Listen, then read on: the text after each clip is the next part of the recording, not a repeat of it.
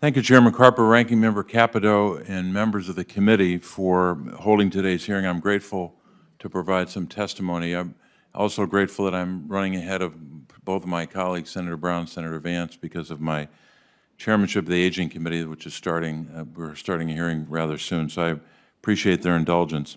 I do want to thank both Senator Brown, Senator Vance, and Senator Fetterman for working with us and others on this bill. Representative DeLuzio of Pennsylvania as well has worked on this in the House, I know, with others. And wanted to start from the Pennsylvania side of this. Darlington Township, Pennsylvania, Beaver County, right on the Ohio border. As many of you know, the derailment occurred just literally feet away from the Pennsylvania border. And I know you'll hear today from Eric Brewer, who's the Director of Emergency Services and Chief of Hazardous Materials Response from Beaver County, and I'm grateful for his testimony. I'll just quote maybe three people. That's all I'll do in the interest of brevity. The first is Police Officer Dan Frederick about his experiences on the ground that night, and I'm quoting him. As a first responder, particularly as a police officer, we all know and understand the risks that come with our line of work. However, we usually know or have an idea of when something or someone can kill us. When I left my two boys and wife to respond to the, quote, hot zone, I was expecting to be informed of exactly what was on the train and the potential health hazards. To say I was scared the night of the derailment is an understatement, unquote. I've also heard from residents about their fear of long-term health impacts and the safety of their families and communities moving forward. Jenny Santana of Darlington Township said, and I quote, "I want to know it's safe to stay here. All the people deserve honest answers, and nobody's getting them. If it were your children and your children's lives in question, how far away would be safe? Please hold them accountable and make them help us," unquote.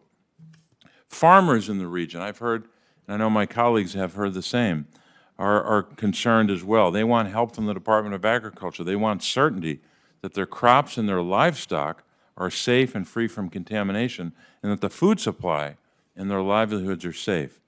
Farmer and Darlington Township Chair Mike Carrion said, quote, we along with countless other local agricultural producers have years invested in telling our stories and developing relationships with our customers. The stories of working in harmony with nature to produce a superior product. This story was ripped to pieces on the day of the derailment. It's now our responsibility to do damage control for Norfolk Southern's negligence while absorbing revenue loss of canceled orders. The economics of our industry is very emotionally driven. Emotions are now being driven by perception and lack of information. We need testing.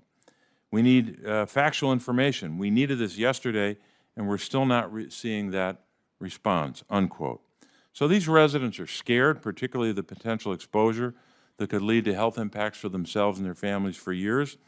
And we do have a response, at least for the future.